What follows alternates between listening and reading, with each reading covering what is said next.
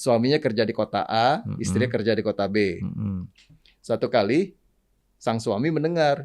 Jadi gini, istrinya kerjanya di Jakarta, suaminya di kota lain lah gitu ya. Nah, mereka udah menikah. Nah, si suami dengar yang namanya Jakarta kan, ya banyak fasilitas, kehidupan lebih ini. Dengar-dengar istrinya ada pria idaman lain nih. Ini baru isu nih. Waduh. Karena istrinya marketing, ya marketing di salah satu hotel di Jakarta. Ya pasti pergaulannya luas lah bro, ya kan. Nah suaminya ini HR manager, ya. Jadi dia dengar begitu, tahu nggak efeknya apa? Kinerja suaminya langsung sat, karena kepikiran. Ya.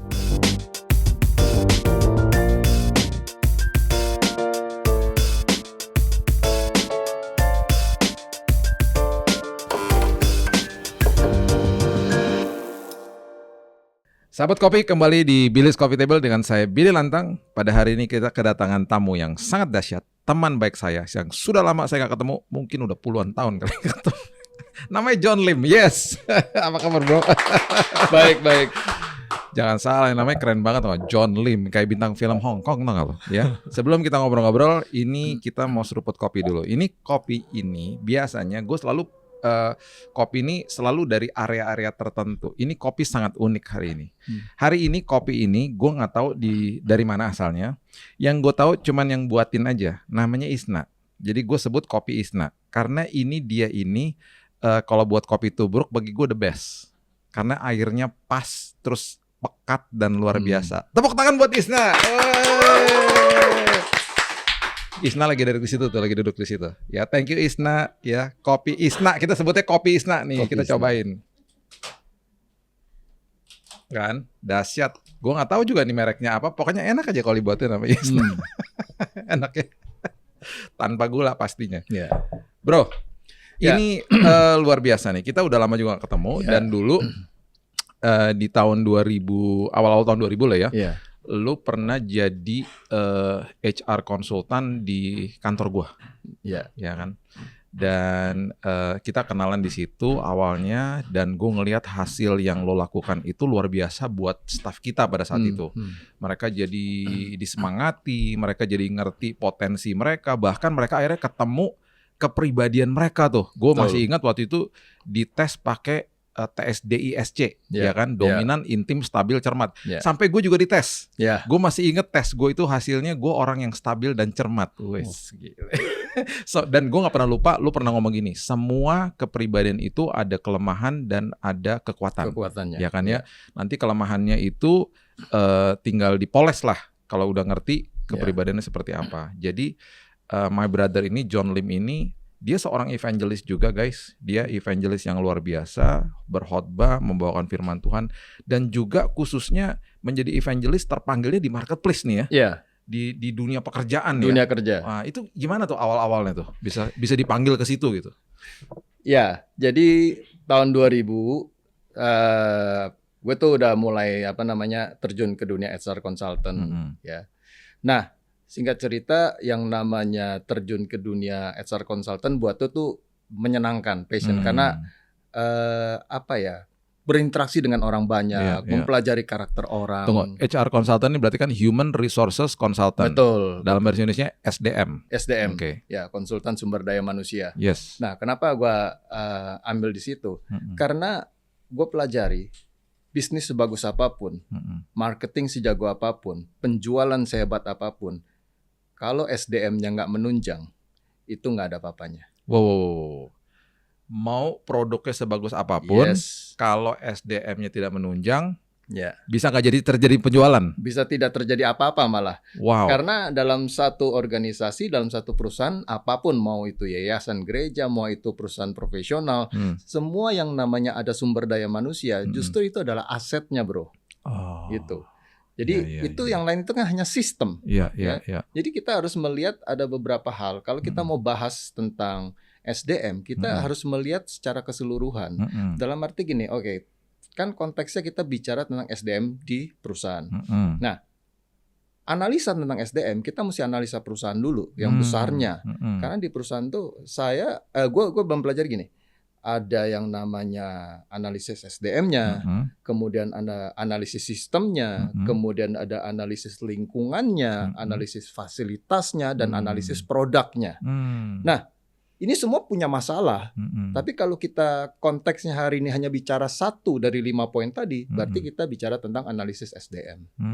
Nah, masalahnya ini adalah yang terbesar dari kelima ini. Makanya tadi gue bilang, mau sistem sebagus apapun, lingkungan sehebat apapun, fasilitas semewah apapun, produk secanggih apapun, kalau SDM itu nggak menunjang, ini nothing. Wow, itu yang paling penting tuh adalah SDM-nya. SDM-nya, ya. Jadi makanya semua selalu menekankan membangun sumber daya manusia berkualitas, kan begitu, iya kan? Nah itu. Sampai-sampai Presiden Jokowi juga mengatakan hal yang sama ya. Betul, karena membangun manusianya. Iya, itu esensial paling utama masalahnya, ya kan? Kita bangun semuanya bagus, tapi kalau SDM-nya nggak menunjang, percuma. Analoginya gini, bro. Konteks ada sebuah mobil mewah. Mobil mewah itu adalah kendaraan, sistem, fasilitas semua canggih. Let's say ya misalnya Lambor lah, misalnya kan udah hebat tuh. Lu pikir kalau supirnya nggak bisa bawa mobil sehebat apapun, selip nyungsep. Betul. Iya betul, kan? Karena powernya kan nggak main-main di situ kan. Nah kalau sopir maaf ya kendaraan yang nggak biasa bawa gitu, sekali tekan gas, horsepower-nya keluar kan selip jatuh. Jadi SDM-nya harus dilatih. Mau semewah apapun, tapi kalau SDM-nya berkualitas, dia pasti punya kapabilitas ngendarain mobil mewah itu. Gitu. Tantangan apa yang paling besar untuk, karena kan gini, kita kalau ngomong SDM ngomongin orang kan, more people more problems kan berarti kan. Terus ya gue punya kelompok kecil aja yang gue mentor aja ribet kadang-kadang, ya kan, untuk urusin orang aja ribet gitu kan. Apalagi SDM yang sekian banyak punya kepentingan masing-masing, punya motivasi masing-masing, background masing-masing, kepribadian masing-masing. Nah itu gimana tuh pelatihannya? Maksudnya caranya gimana? Nah ini seringkali yang banyak sekali dipertanyakan, mau itu dalam konteks marketplace atau pelayanan. Orang lihat tuh cuma bagian tengahnya. Bagian tengah tuh maksudnya gini loh, gue bilang. Jadi mereka nggak melihat dari proses awalnya. Proses awal tuh maksudnya gini, gimana rekrutnya, gimana mereka melakukan proses seleksinya, gimana mereka orientasinya. Itu kalau mereka taunya udah jadi karyawan ya dari tengah. Nah di situ mereka lihat kok nggak berkualitas ya, kok kayaknya nggak sesuai dengan yang diharapkan, ya kan? Orang sering bilang beli kucing dalam karung. Nah kalau gue tambahin, syukur kucing masih nggak gigit. Kalau lu buka macan, ya kan, malah bukanya nyerang gitu kan. Dan itu yang sering kali banyak terjadi. Jadi mereka taunya setelah kejadian masalah-masalah di SDM tuh banyak banget. Makanya gue bilang nih, kalau kita istilah ngopi nih, ngomong soal SDM, gue rasa waktu kita nggak akan cukup, ya kan? Pagi ketemu pagi bisa nggak habis-habis. Nah tapi kalau kita kerucutkan, masalah di SDM itu sebenarnya cuma 6 poin, gue berani bilang. Esensinya, akar masalahnya 6. Yang pertama yang harus kita lihat itu, jadi kita nggak bicara sistem SDM-nya dulu ya, gimana rekrutnya mungkin kita nggak bicara itu dulu, gimana seleksinya, kemudian gimana cara masa orientasi, kita nggak bahas itu dulu. Belum nanti kita bicara masalah trainingnya, masalah coachingnya, ya kan. Belum nanti adalah masalah konseling, proses mediasi, belum nanti ada yang orang bilang appraisal, bikin raportnya karyawan, dan poin terakhir adalah sistem terminasi. Jadi pintu entry sampai pintu exitnya jelas, entry sampai termination out, kan begitu kan. Dan nggak bisa dipungkiri dari sistem awal untuk rekrutmen itu udah memegang peranan yang sangat penting supaya nggak rekrut orang yang salah. Betul, betul. Jadi proses awal sebenarnya yang penting, karena proses seleksi ini yang harusnya benar-benar selektif kan. Ya kalau kita konteksnya di Alkitab, lu lihat pasukan Gideon, dari sekian banyak yang diambil, di seleksi akhirnya tinggal berapa? Nggak banyak kan? Nah itu yang berkualitas gitu loh, dan itu bisa ngalahin musuh. Nah gue belajar dari situ, gue bilang oh berarti ini bicara kualitas SDM, ya kan, bukan masalah dari kuantitasnya. Jadi cuma seberapa puluh bahkan bisa ngalahin musuh yang besar. Betul. Jadi ini kuantitas, Nah, sorry kalau kita bicara SDM, banyak hal yang gue lihat, khususnya SDM yang ada sekarang. Ini gue pengalaman dari anak gue yang kuliah. Gue nggak usah sebut ya kampusnya. Ya. Jadi banyak yang jadi joki, bro. Ngejokiin tugas temennya. Ya. Jujur ngomong-ngomong, yang jadi joki tambah pintar. Iya dong. Karena mungkin dia bukan bidangnya. Lu tolong dong. Gitu. Ya dia belajar, dia explore yang jadi joki tambah pintar. Yang dijokiin, ya tahu sendiri kan. Nggak belajar apa-apa. Nggak belajar apa-apa. Nah, ketika mereka masuk dalam dunia kerja di marketplace, kebiasaan itu terbawa. Jadi mereka tuh nggak bisa apa-apa.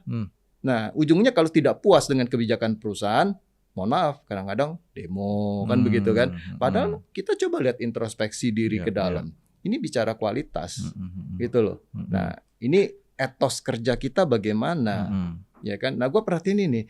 Makanya, jujur, kalau kita compare nih, pengangguran sekarang banyak nggak? Banyak. Yang sarjana juga banyak yang pengangguran. Nah, lowongan pekerjaan banyak nggak? Banyak, bukan nggak ada.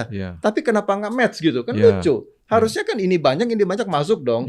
Masalah proses seleksi tadi, ya kan, dicari yang berkualitas, itu yang nggak masuk, sehingga mereka merasa kok gini ya. Nah, taunya kedapatannya di tengah gitu loh.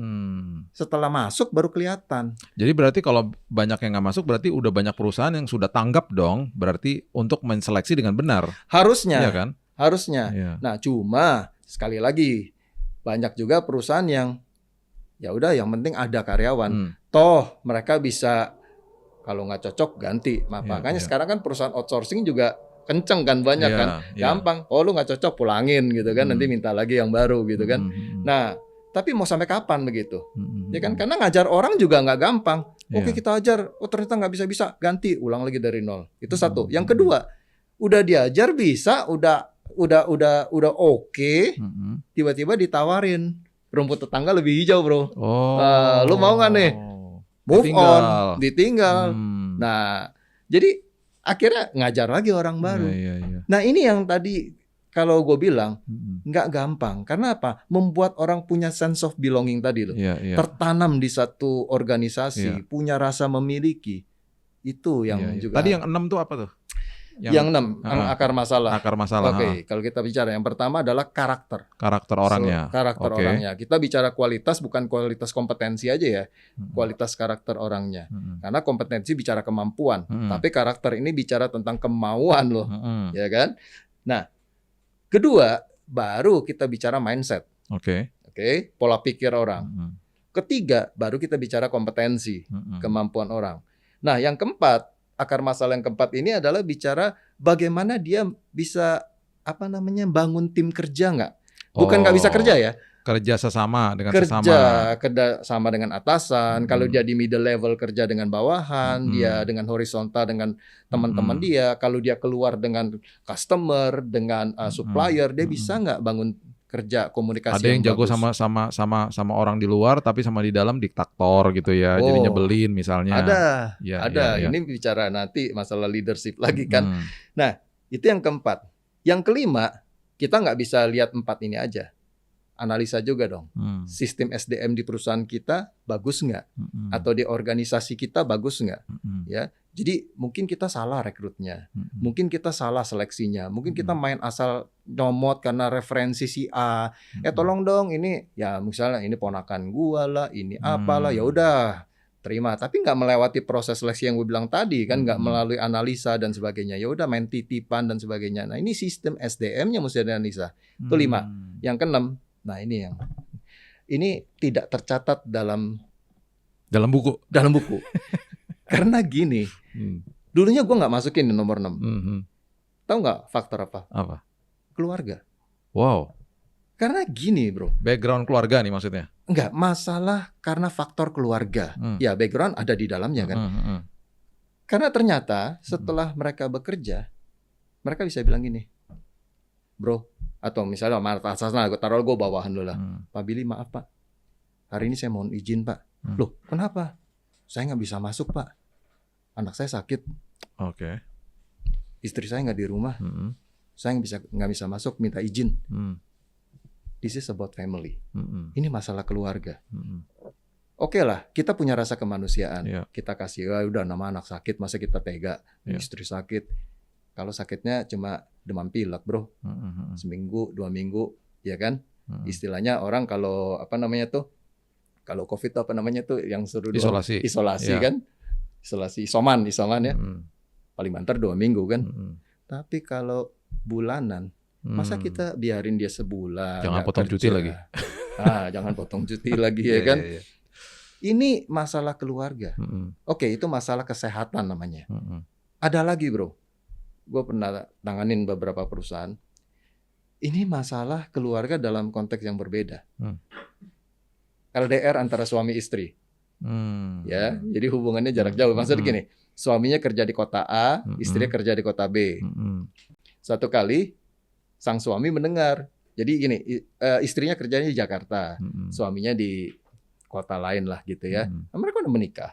Nah, si suami dengar yang namanya Jakarta kan, ya banyak fasilitas, kehidupan lebih ini. Dengar-dengar istrinya ada pria idaman lain nih. Ini baru isu nih. Waduh. Karena istrinya marketing, ya marketing di salah satu hotel di Jakarta. Ya pasti pergaulannya luas lah, bro, ya kan. Nah, suaminya ini HR manager, ya. Jadi dia dengar begitu, tahu nggak efeknya apa? Kinerja suaminya langsung karena kepikiran. Iya, betul. Nah, ini masalah apa? Masalah keluarga bukan? Iya. Tapi bukan masalah kesehatan, masalah keluarga. Ada lagi masalah keluarga yang lain. Suaminya punya potensi bagus, dia kerja di perusahaan itu. Tapi istrinya tipe orang yang apa tuh namanya, kalau terlalu apa ya, menjaga gitu loh, terlalu protektif, ya. Nah, suami itu diatur, lu jam 5 pulang kerja, setengah jam udah harus sampai di rumah. Suami sampai takut istri ya. Itu istri katanya ya, suami takut istri. Nah, masalahnya si suami waktu itu baru awal bekerja di situ sebagai bagian penjualan, penjualan dan pemasaran. Begitu dia masuk, itu yang namanya profit revenue perusahaannya langsung vertikal. Wih, dahsyat gue bilang. Hebat ini orang, dia bisa cari klien, dia bisa dapetin langsung begini loh. Ya disayang bos lah pasti ya. Tapi aturan-aturan tidak tertulis yang tadi istrinya punya itu jadi masalah. Tenggo soalnya. Nah, masih oke lah. Satu kali di perusahaan itu ada yang namanya bukan lembur ya, tugas yang memang dalam setiap minggu itu harus overtime. Dia karena baru sebulan kerja di situ, begitu sudah sebulan dia dapat dong tugas itu, karena kan udah sebulan nih, udah kasih deh. Posisinya di level manager kan. Dia nggak berani telepon istrinya, bahwa dia ada lembur, bukan lembur sebenarnya, overtime seperti itu. Dia nggak berani. Akhirnya didiemin. Lu tau nggak yang terjadi apa? Istrinya datang ke perusahaan itu, dilabrak, bro. Oh, karena istrinya telepon nggak diangkat sama dia. Oh ya ampun. Ya karena dia takut gitu kan. Nah, ini masalah keluarga. Di bangku kuliah nggak dapat mata pelajaran begini. Wow, itu malu-maluin banget ya. Ketika terjadi begitu ya. Nggak ada manajemen HRD ngajar begitu. Tapi konteks real di kenyataan dalam dunia kerja, gue temuin. Makanya tadi masalah tadi, yang terakhir nih masalah keluarga. Masalah keluarga. Tadi yang paling penting sih memang tadi karakter itu ya. Itu yang nomor satu. Dan yang tidak tercatat itu yang nomor 6 itu adalah masalah keluarga. Masalah keluarga, ya kan. Tapi ini sangat punya pengaruh yang lumayan gede. Nah, ini kalau kita ini pengetahuan yang luar biasa nih tentang dunia pekerjaan marketplace. Kalau kita bicara di ranah gereja, kan sama juga organisasi. Sama. SDM-nya juga sama dong, seperti begitu. Sama. Namanya sistem itu harus sama, gimana rekrutnya, ya kan. Makanya tadi kan kita analisa itu dari sisi SDM. Apakah dia punya karakter yang baik, dia punya mindset yang baik, dia punya kompetensi nggak, ya kan? Dia punya kemampuan untuk how to build your team nggak, ya kan? Nah, kalau sistem kita udah bagus ya, terakhir masalah keluarga lah. Tapi ini 4 internal sistem ini ya. Jadi lu nih selama ini luar biasa nih. Lu evangelis juga, khotbah di mana-mana, plus juga bisa dipanggil sebagai HR consultant. Betul ya? Betul. Di perusahaan mana aja. Jadi guys, Kalau mengundang Brother John, ini ada sosial medianya di bawah sini, tinggal dikontak. Mau diundang juga sebagai HR konsultan, siapapun yang punya perusahaan dan mau dibereskan SDM-nya, silahkan juga kontak kepada beliau. Nanti dia akan datang, dia akan memberikan solusi kepada Anda. Nah, di antara dua kehidupan ini nih, lo diundang khotbah, nanti diundang jadi HR konsultan. Bagi waktunya gimana? Yang pertama, gua pelajari gini. Kalau ditanya beda nggak? Ya beda. Satu lebih terjun ke dunia marketplace, dunia sekuler. Satu kan pelayanan. Itu perbedaan. Persamaannya apa? Satu, benang merahnya. Sama-sama ngurusin orang. Pelayanan menyelamatkan jiwa-jiwa, memanggil jiwa-jiwa untuk kembali ke jalan yang benar, mengalami Kristus dan sebagainya. Nah, kalau di dunia HR consultant sama, kita membenahi karakter orang, mindsetnya orang, membangun kompetensi orang, itu persamaannya. Bicara tentang bagi waktunya, boleh sedikit testimoni ini bro. Jadi gue dulu punya kesalahan ceritanya. Kesalahannya begini, ketika gue sebagai HR consultant, ya passion gue kerja di situ ya. Gue merasa mempelajari orang, berinteraksi dengan banyak orang. Nah, namanya udah kecemplung lama di situ. Saat itu memang gue ada pelayanan juga. Nah, ini kalau gue buka nih sebenarnya bukan untuk apa, jangan ditiru lah ya. Tetapi ini untuk memberkati orang, kesaksian dan menyadari tentang panggilan Tuhan dalam hidup kita. Jadi gue punya kesalahan ketika ada jadwal pelayanan berbenturan dengan jadwal acara seminar, training. Nah, ya kalau gue buka, itulah sekitar tahun 2000-an, dosa gue.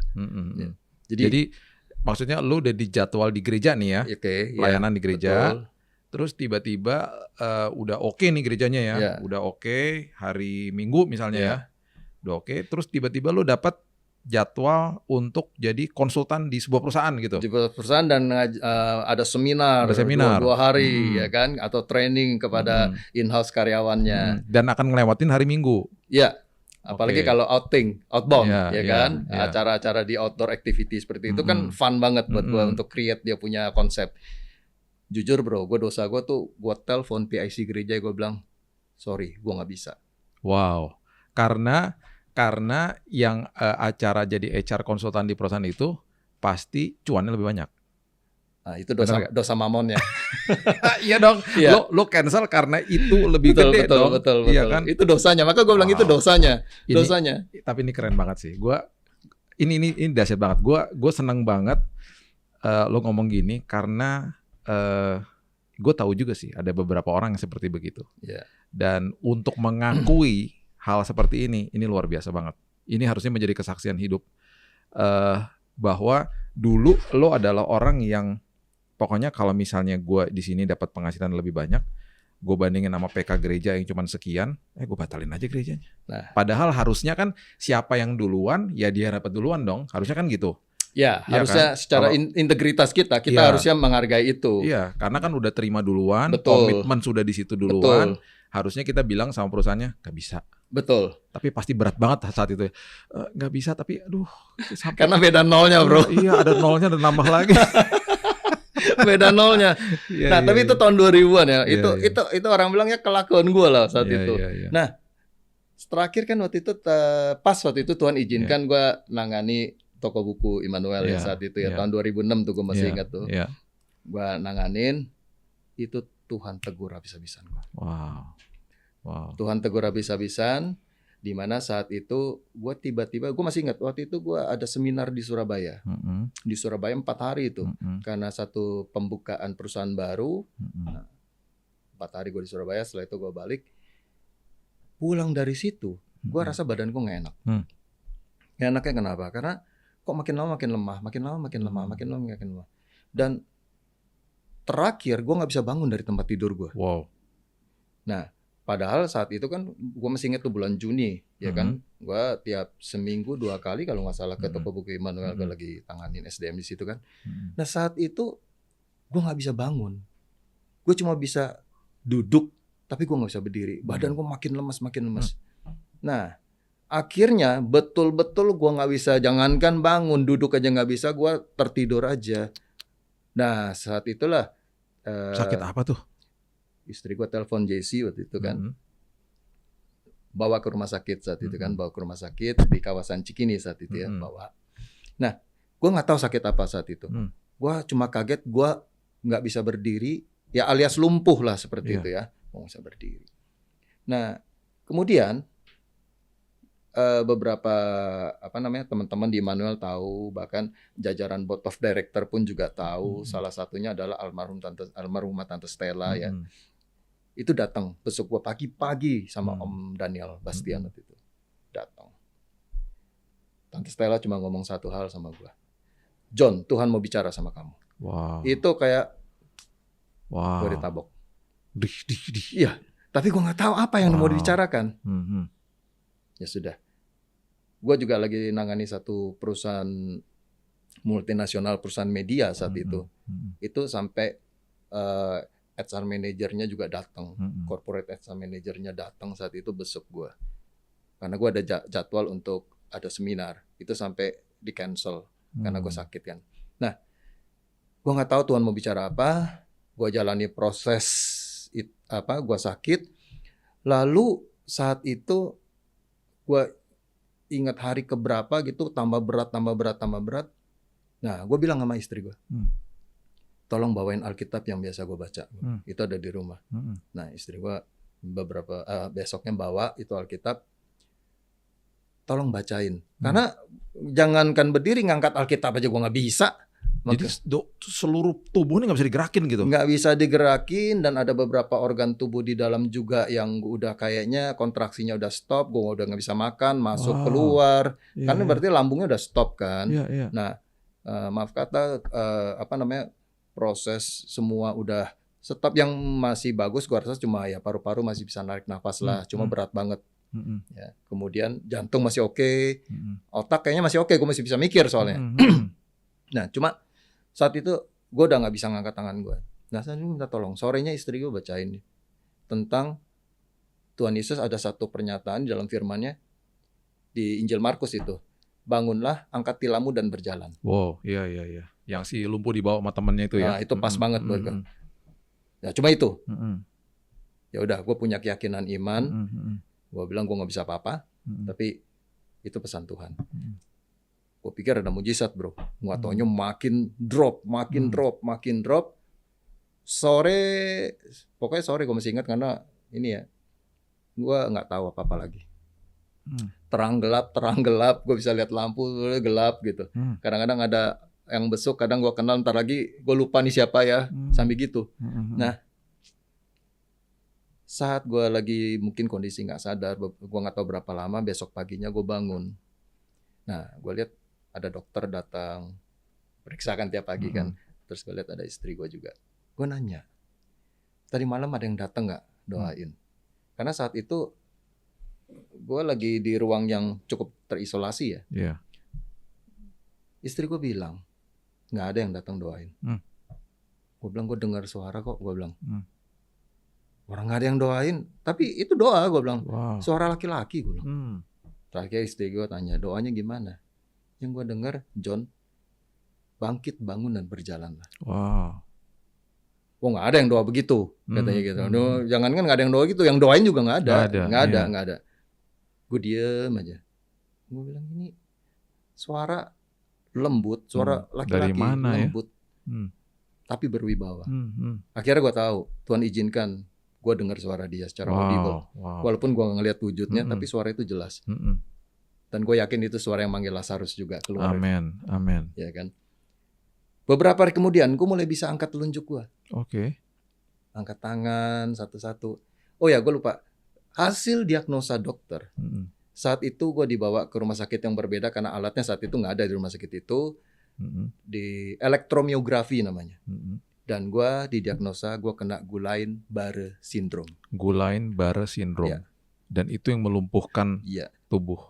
Yang menyerang susunan saraf tepi. Ya, itu kalau di Google search ada itu informasi itu.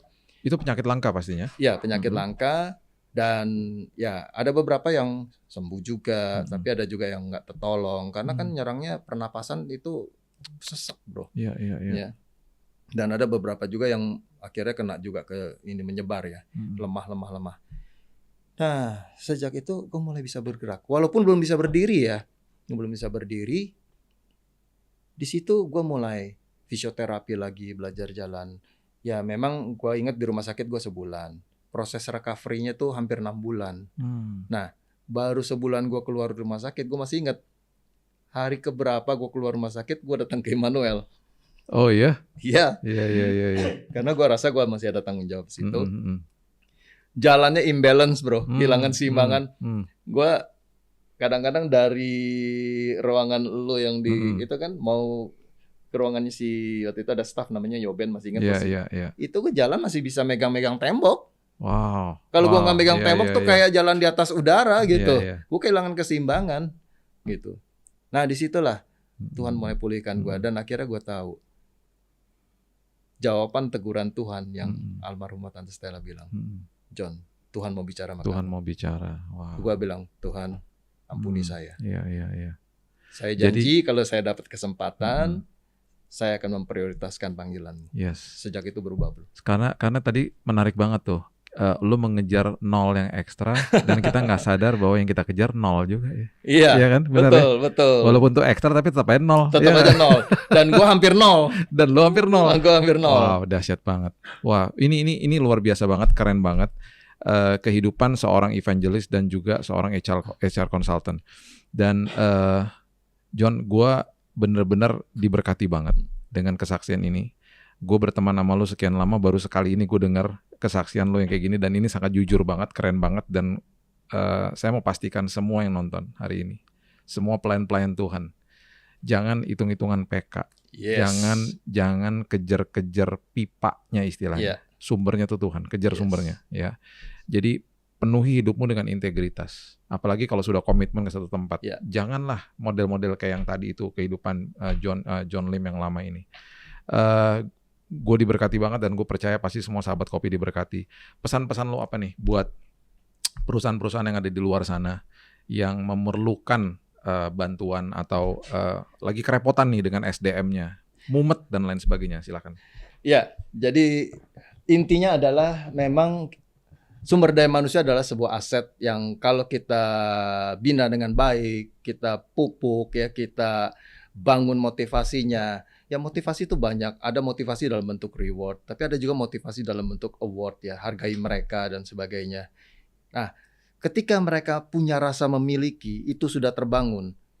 Gue mau bilang, mereka juga akan bela mati-matian perusahaan itu. Mereka akan bela mati-matian, mereka akan tertanam di satu organisasi seperti Mazmur 1 ayat 1-3 katakan, ia seperti pohon yang tertanam di tepi aliran air, menghasilkan buah karakter yang baik, ya kan?